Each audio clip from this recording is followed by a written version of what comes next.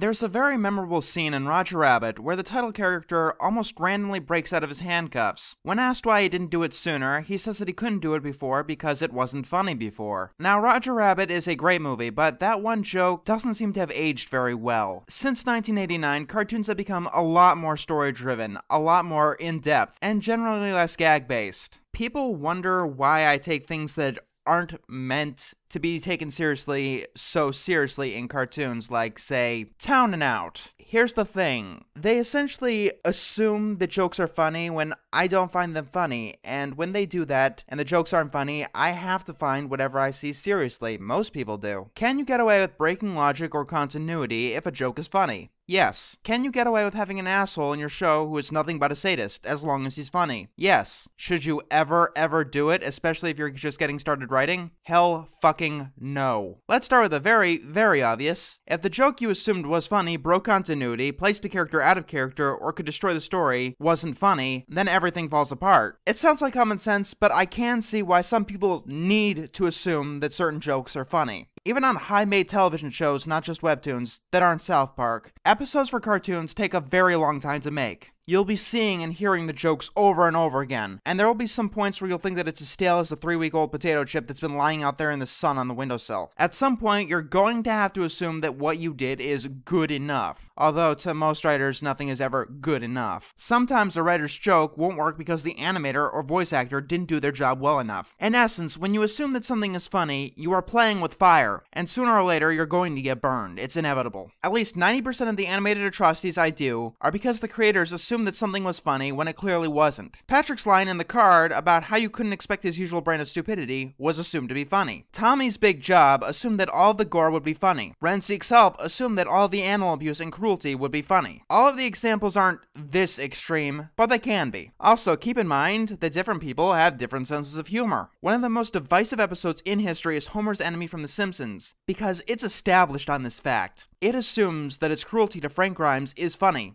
To some people, it is, and that's one of their favorite episodes. To other people who don't find the cruelty funny, it's where the show started to go bad. So what's the answer to this problem? You can't exactly play it safe with humor, reusing jokes that have been done 1,000 times as is, because that'll make what you're doing cliché. What I like to do is get a strong foundation, usually in the form of a good story. A story is something to fall back on if your humor fails. And it's easier to make sure that you have no plot holes than making sure each of your jokes work. You can actually do that on your own. And that brings me to my next point. One that can help you mitigate the assumption part of all of this. Ask other people to look over what you're doing. Ask multiple people from various backgrounds. There are 2 people you definitely want to ask besides your showrunner and the network if something you're doing is funny. Someone in your profession and someone in your target audience. Each are equally important. Open your ears to the criticism and never respond with, "but it's funny," to deflect their criticism. You don't have to take each of their criticisms, but keep it in mind and examine it. If you keep getting this criticism, it's probably something you have to change. Professionals should understand the mechanics of what you're trying to do, and they should understand the structure of jokes very well. On the other hand, there's the target audience. Did you know that Harry Potter and the Philosopher's Stone wouldn't have been published if the publisher's daughter didn't read it and enjoy it? 8 publishers turned J.K. Rowling down before, and that became one of the biggest success stories in literature, period. It's a good idea to get someone in your target audience to actually like your product. Oh, and this is very important. Make sure that either of these groups are not in your immediate family. You will get biased information. And this obviously doesn't work with shows that have been going on for a very long time, because people will inevitably love everything it does, no matter how heinous, or they'll hate it and everything it does without provocation. This is more for when you're just starting out on, like, indie projects or something. Even at the end of this, there's still a chance the jokes won't be funny. If you got a good foundation, like a really good story or a really interesting concept, that's great. Otherwise, we're going to have to minimize the damage that you can do. Sometimes a joke failing is like a dud firework, and sometimes a joke failing is like a firework exploding on the audience. If anything, we'd rather have the former. In the grand scheme of things, something dull as shit is better than something that becomes actively repulsive. So here's a few general tips. Stay far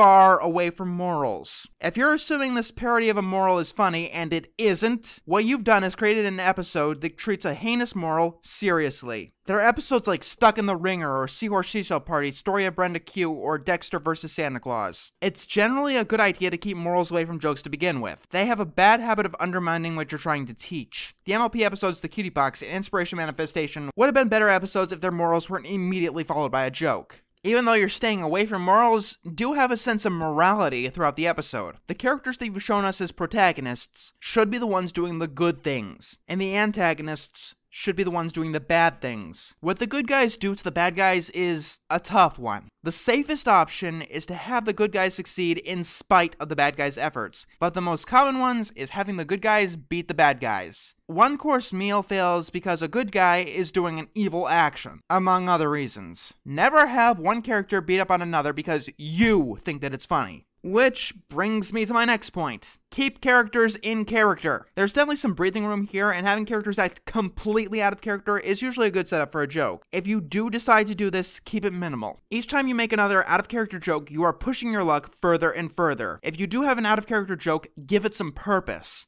Patrick cleaning out his rock is out of character and I'm what's stupid, but it has some purpose. Patrick being aware of his stupidity in the card is out of character, but it does not have purpose. You can use jokes or chants to get your characters into a bad situation, but using jokes or chants to get them out of it risks being insulting and stupid. Many animated atrocities fall apart only at the ending, because the joke that they spent the whole episode building up to was stupid beyond all belief. An example, failure is not a factory installed option from American Dad. The whole episode is about Stan having a crisis due to not outsmarting a used car salesman that causes him to lose his job and bring his family into poverty. It ends with this being Stan's plan to guilt trip the used car salesman and save some money. Never assume that the joke you built up to the whole episode and ended on is funny. In fact, assume that it's terrible. Assume that it's the worst joke you've ever made. I can make a top 20 list on episodes that are just ruined by a heinous ending. I haven't reviewed many of these on their own because it's very hard to review an episode where the ending is what kills it irreparably and everything else is just fine.